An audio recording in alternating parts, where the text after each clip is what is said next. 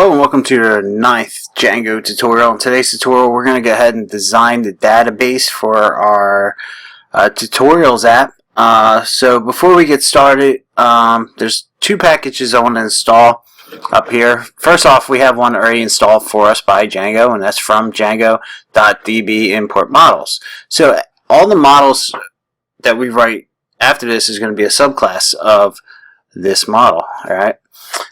So let's get started. First one is going to be from Django core URL resolvers import reverse, and what this does is basically maps to our actual model in the database, or I should say our table in the database. Alright, so it will map to a specific one using reverse. You'll see it in action shortly. Next one is from Django template default filters, and then slugify. Alright, and what slugify does is allows us to add slugs to our models. So you'll see this also in action shortly. But if you're not sure what a slug is, let's go to our browser here. Let me see if I can find something. Let's click on this. See how we have learn Python 3 by example. Now this is a slug. Alright, so it's something easy to read for humans to read, and in our case we're going to set up our database to know what its slug is. So when a user requests that slug, they will get that information from the table. So that's what we're doing. Then you got comments. Says create your models here. You can keep them there, keep that comment there if you want, or you can remove it. It's up to you. So now we're going to create our first database table. And we're going to call this language. So this is going to be like Python, Java,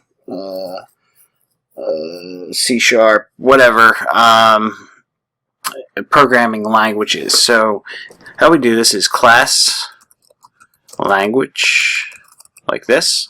Alright, so all classes in Python should be uppercase and camel case. Alright, so if you're not sure what camel case is, I'll show you in the next table that we create. Inside here we need models, dot model capital, and then our colon. Turn my light on, it's getting dark. Anyhow, so this is our database table. Anything under this is going to be a field. Alright, so the way I'm thinking right now, we're going to have a section on our site that contains just a list of whatever programming language tutorials we have. So Python, Java, and so on. So they will go into this table. Now we're going to need a name, so like Python. So it's going to be names, and then we're going to do models dot char field for character field. And this char field always has a required argument, and that's max length. So how long is it going to be? Max length, and we'll say like 250. Now I know there's no programming languages out there with a character length that's 250, but I normally don't go any shorter unless I have to, but hey, you can do what you want there. Next thing we're going to need is description, so kind of like describing the language, if you will. That's spell description, right? Yeah. And then models dot text field. Now text field doesn't have a required length, so we don't need that argument. But what I'm going to do in here is say blank is equal to true, so it can be blank, or it can also be null is equal to true.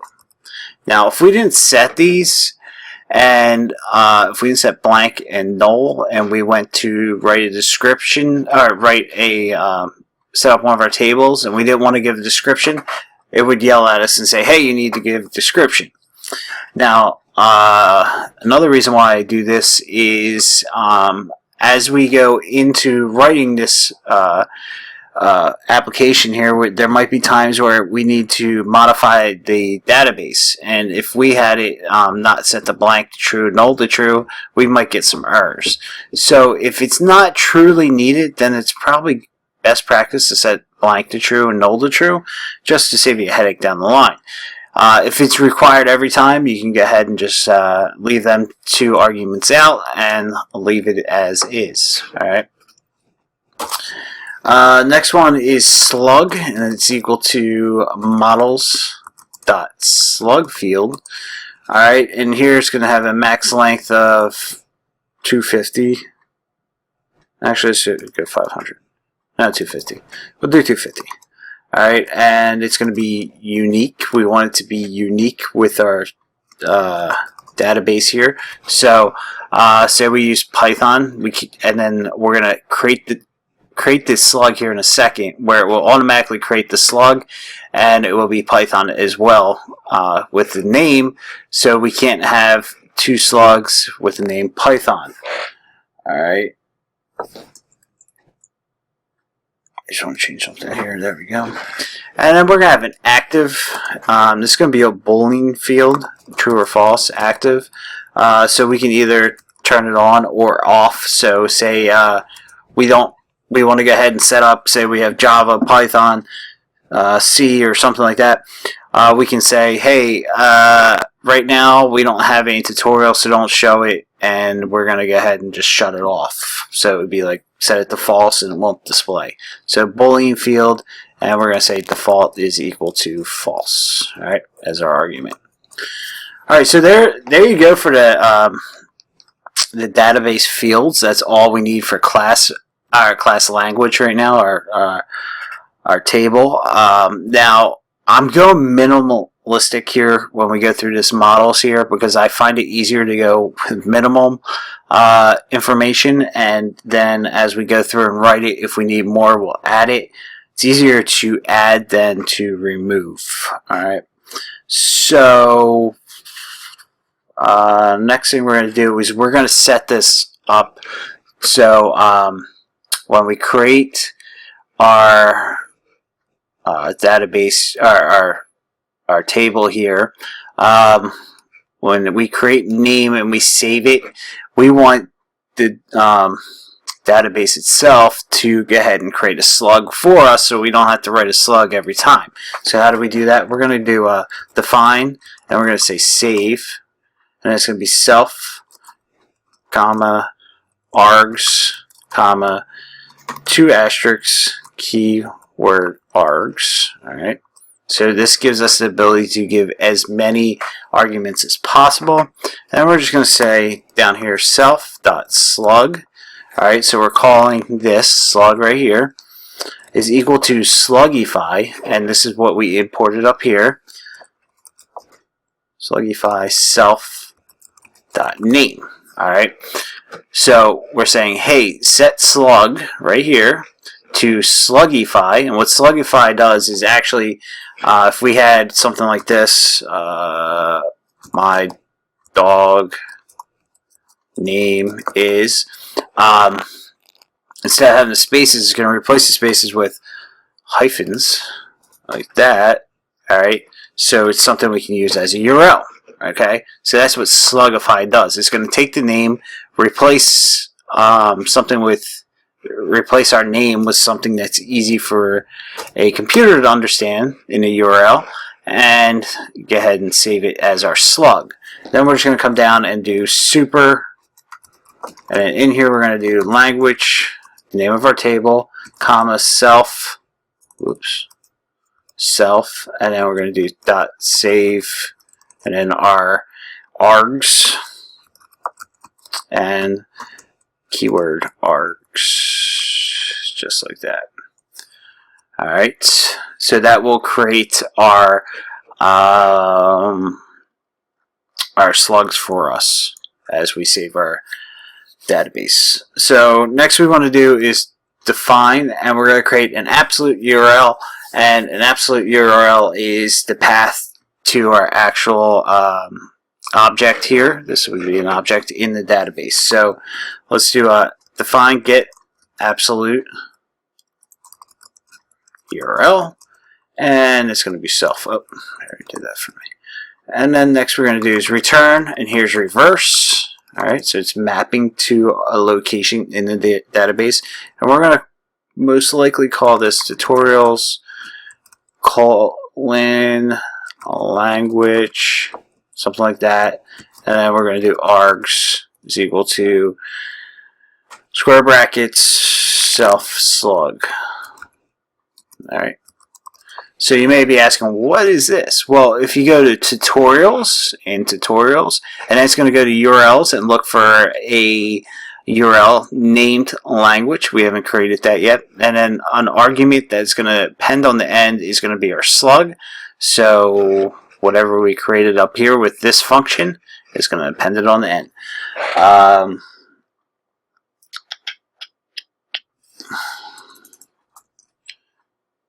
Just give me a second here. And the last thing we need to do is return a string or a name for our object, and we just simply do define underscore underscore str underscore underscore and then self, and then we're just going to say return self dot name.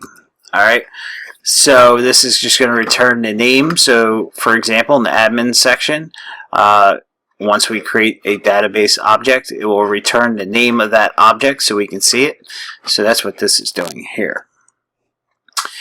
Alright, so that's our language. Next one I want to create is student experience, and this would be like a beginner, intermediate, or advanced. So let's go ahead and create a class for that. So class, which is a subclass of models up here, class student experience. Here's camel case, like I said I would show you earlier, and it's going to be models.model. Alright, now we're going to have choices, and in the choices we're going to have beginner, intermediate, and advanced. So with choices we're going to have a field here, which is a tuple that contains our choices. So let's go ahead and do experience, and it's all caps when you have choices, experience underscore level underscore choices is equal to a tuple. Alright, and then in here we're going to do another tuple, and we're going to have beginner,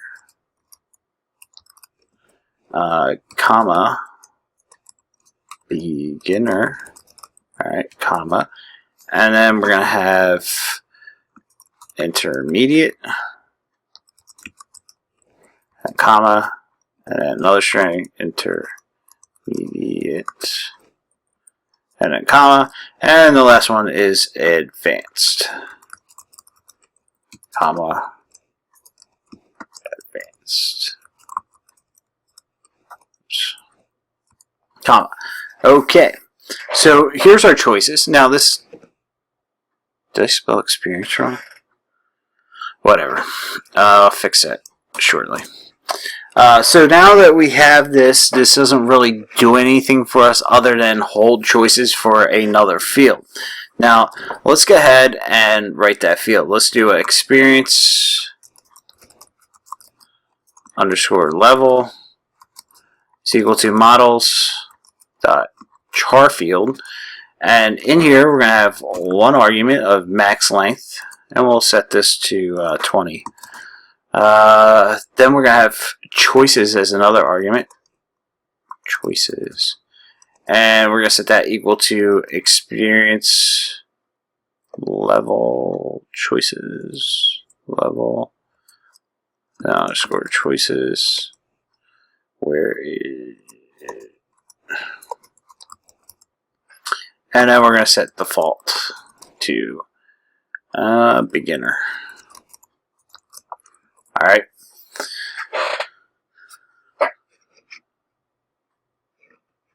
And this needs to be, whoops, this needs to be all caps.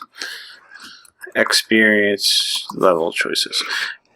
Okay, there we go. And I did spell this wrong. So it's EXPER, oops, ERI, oops, I, yeah, there we go. Experience spelled right now. So take that one out, that one, and take that one out, and that one. There we go. It all looks right now, all spelled correctly. Sweet.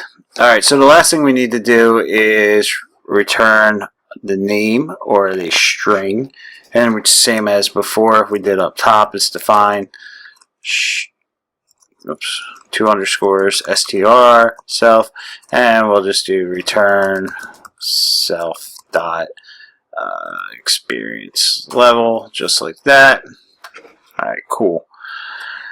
Alright, our next database table that we're going to create is the tutorial series. Now this would be like, hey, with inside up here, inside Python, if our language is in here is Python, the next one would be, let's say, machine learning. So it would be your tutorial series on machine learning, which I hope to show you guys shortly. Class, and it will do tutorial series. Alright, and models, whoops, models dot model, and we'll do language. So we'll do models dot foreign key. Now this is a one-to-many relationship here. So what we're going to do is pull in language here. So we're going to do language, there we go. So we're pulling that into our database so we can actually say, hey, this language is with Python or Java or whatever. Next one we're going to use is student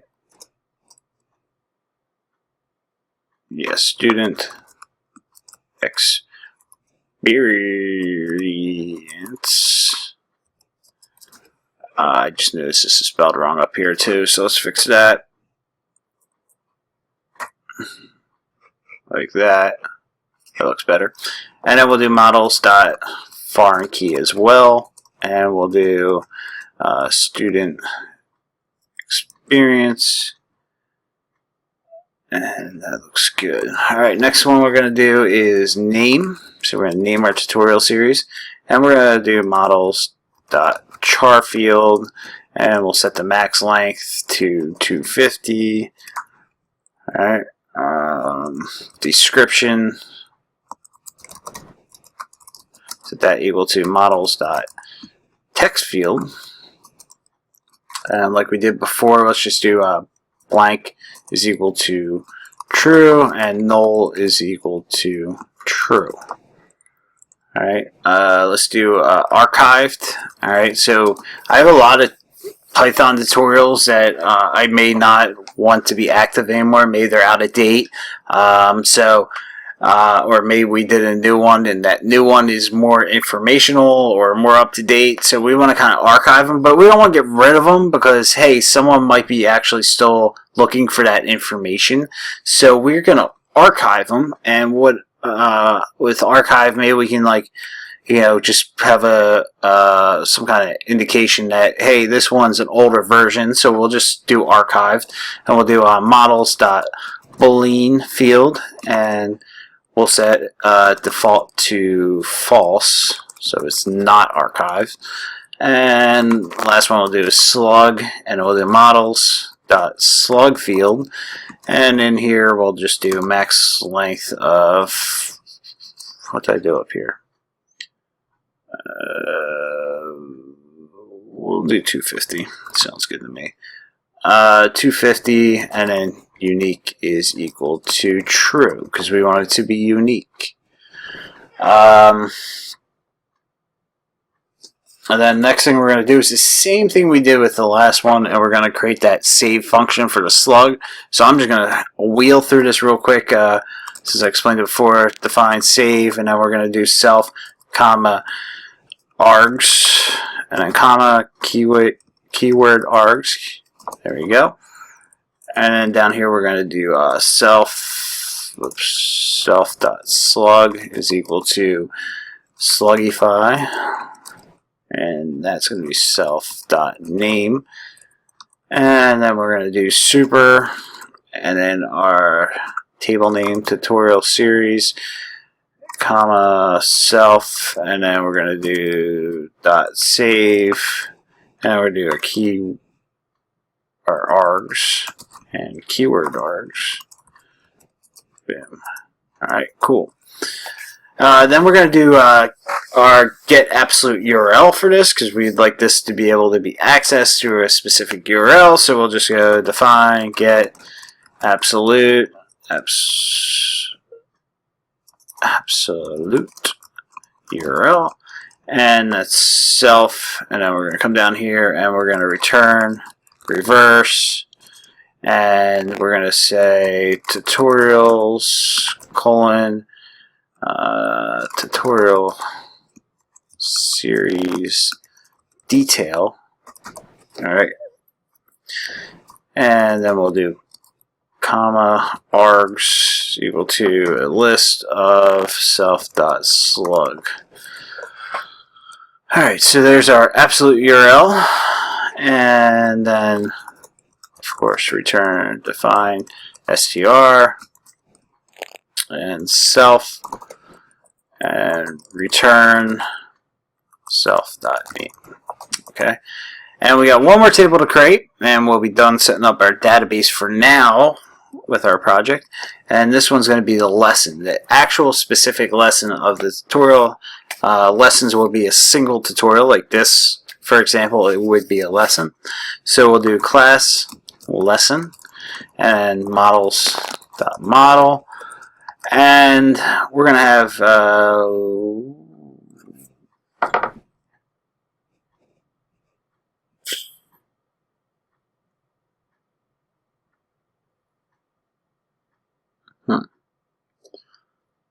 what should we do?